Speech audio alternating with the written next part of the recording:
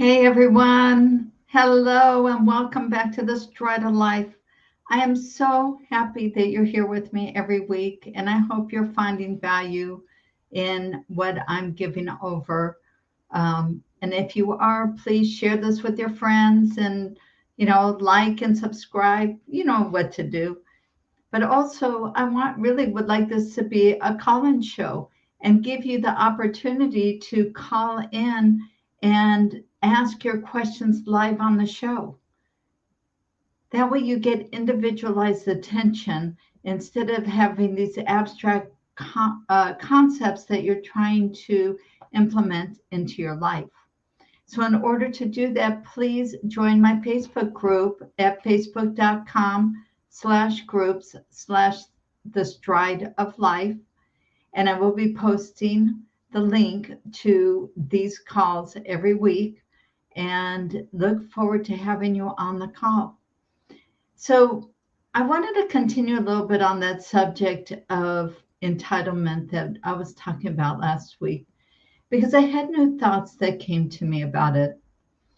And entitlement, even though it's not really an emotion, it's more of an attitude. But it's also, it would be very, very low on the emotional intelligence scale. Because one of the things that you have to understand is that when you are feeling entitled, sorry, I just realized my ringer's on. I want to make sure it's off. When you're in that entitlement mode and you feel like the world or everybody around you owes you, right? Then it's a very selfish place to be because it's all about me. And when everything is all about me, there's no room for God, source energy, or really anybody else in your life. You can't see to forgive people. And most people that are entitled are not very happy because how can you be happy if you never get what you feel you deserve? And so it's a really interesting concept because when you think about gratitude and energy and vibration and how is it that we elevate ourselves so we can attract those things into our life that we really want, you got to get into those higher emotional states. You have to move out of those ego states, get into courage, get above courage, and move into neutrality or willingness or acceptance or reason or love and joy. And only when you can get into these higher places and you can start to give to other people. And when we start to give to other people and we give thanks and express gratitude for everything that is in our lives, even the bad stuff, because as we know, hindsight is 2020, and a lot of times what looks like it's bad now, when we look back at it in the past, we can see how those experiences have helped us to grow. See, in Judaism, we always talk about how everything is for the good. But one of the things that I've been learning this week in my class on, really raising your emotions to connect with God or source energy much better on a much deeper level is really getting to that point where you can thank them, God or source energy, however you want to refer to them, for everything that happens in your life, even the bad things. And once you can start to retrain yourself for positivity, then when bad things happen, they pass so much quicker when you can express gratitude for them. And that would be, like I think I mentioned a month ago or a few weeks ago that I was turning my bed around the mattress and the footboard fell off the bed.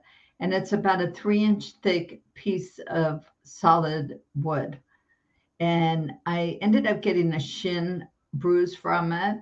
My shin is still has a bump on it, and I still have swelling in my ankle from it. And when it happened, it hurt like nobody's business. And all I can do is say, thank you, God. I don't know why I have to experience this pain right now, but maybe it's something that you're wiping off negative things off of my soul, that I can become closer to you. Or maybe it's things that happened in a past life, or in the past with other people, that I need to clear up karmically. And so that's why bad things happen. Well, supposedly bad things. Because when we change our perspective on how we look at things, they're not really bad, are they?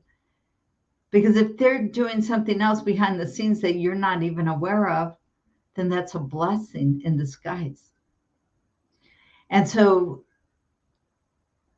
I thanked, and then I kvetched a little bit because it did hurt.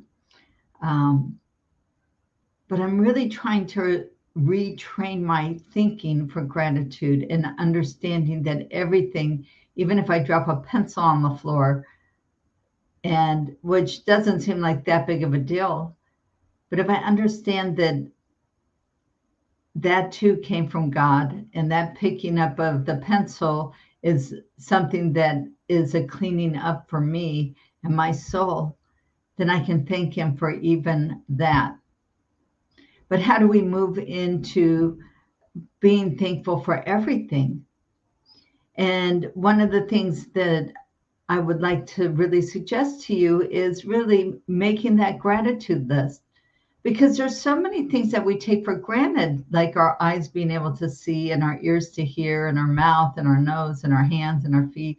And I know I talk about this all the time, but it's really, really important, because I believe we're really all kind of hardwired for negativity. It just kind of gets absorbed into us by osmosis. They say that the first 6 years of our life we're in a theta brainwave state, and that is the same brainwave state as somebody who's in hypnosis. So if that's the case, the first 6 years of your life, you're absorbing messages that you don't have the mental acuity to question and say, no, that's not true. So if somebody calls you stupid, or that you don't pay attention, or you're clumsy, or whatever it is, those negative messages, we just absorb them as being truthful. And so that negativity, unless we grew up in a really, really exceptional house without dysfunction at all, most of us have had to deal with this negativity and try to overcome it. And so one of the things that I think is really important, moving from the entitlement place, which is all ego, and not being able to see anything else beyond that, is understanding that when trauma happens to us when we're young, or even when we're old, it doesn't matter. Some people, it happens as adults. Trauma happens in their life. But these experiences are there to help us grow. We are not supposed to stay in victim mode, but for too many of us, that becomes the go-to. And we just keep staying in that negative mode, that negative mindset, for years and years and years.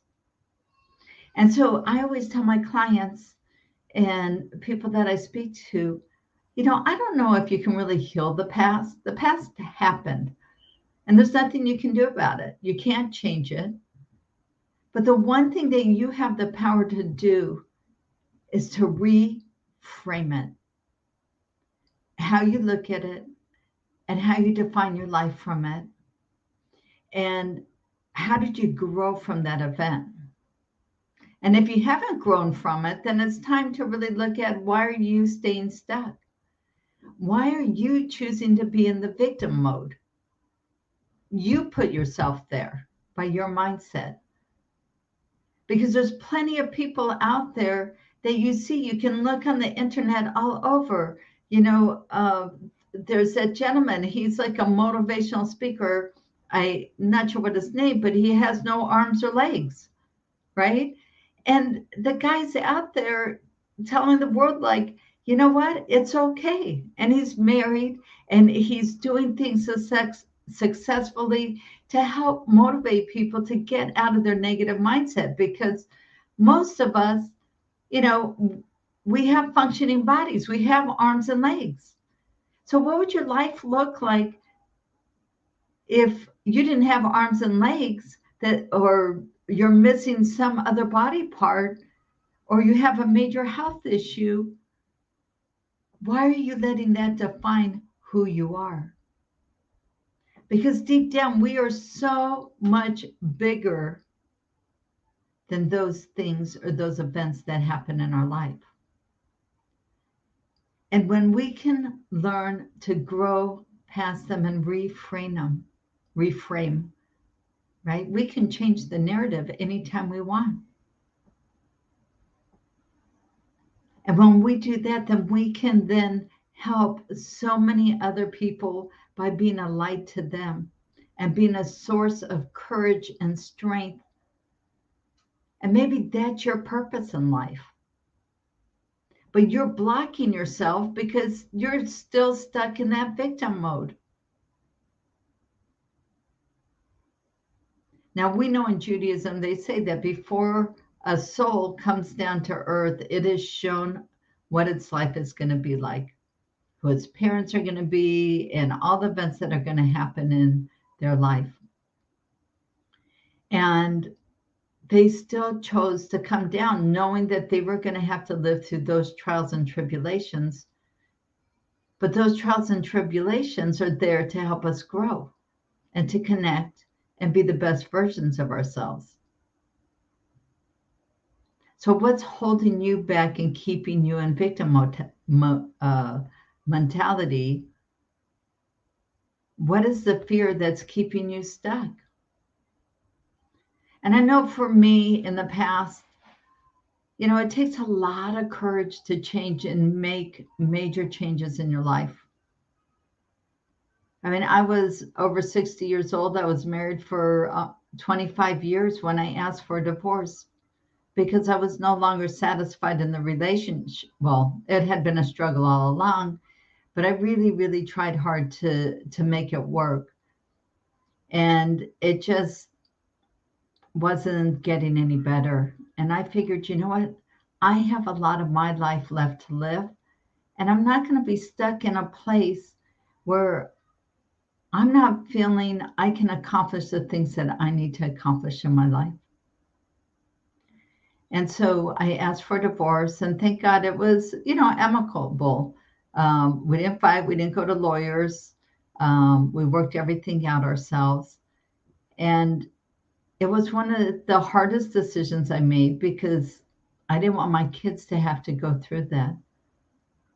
But it took a lot of courage for me also to finally decide to let go and to move on with my life in a way that hopefully I can be a light to other people and continue to grow and show people that there's no place for fear. Because when you trust that God or source energy is there to help you and you can speak to him, and even if you don't know what to say, just say, I don't know what to say, but or just express gratitude for the things that you have in your life that are working. Because if we start to express gratitude for everything, God already knows what needs to be cleaned up in our lives and what areas we're struggling in. And he can repair those on his own. And he's so much more motivated, just like other people in our lives are more motivated to do things for us when we show appreciation for the things that they do for us. So if somebody in your life, bought you a cup of coffee or made you dinner or, filled up your tank with gas or whatever it might be, you have to start to notice these things that are being done to you and for you and express your appreciation. Because only once we can start to express our appreciation does our perspective change. And the things that used to bother us about the past are no longer issues anymore. We don't think about them, we don't dwell on them, because we understand that we have a higher purpose and it's not to be stuck there in the past. So I really want to encourage you to make that gratitude list. And in a few weeks, I'm going to be launching an online program, and I'm going to be giving away a lot of, or within that, for a very nominal fee, a lot of different journals and ebooks, and also some group coaching with me.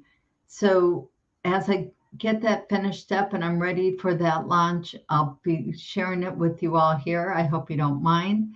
And please sign up for the Facebook group so you can come on these calls live every week, because I really want to help you to be the best version of you that you can be.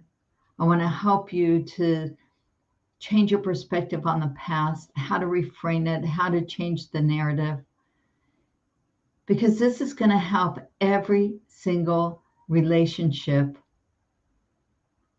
that you touch in your life, whether it be with your spouse, your kids, your significant others, people you work with, people you meet on the street. You know, I go into the grocery store and I always ask everybody I see, how are you doing? They're people. So why should we ignore them? Acknowledge everybody and give them a positive message, because you don't know what's going on in their life, and maybe that's the only positive thing they've heard all day. And you can have such an impact on somebody else's life just by saying hello and having a nice warm smile.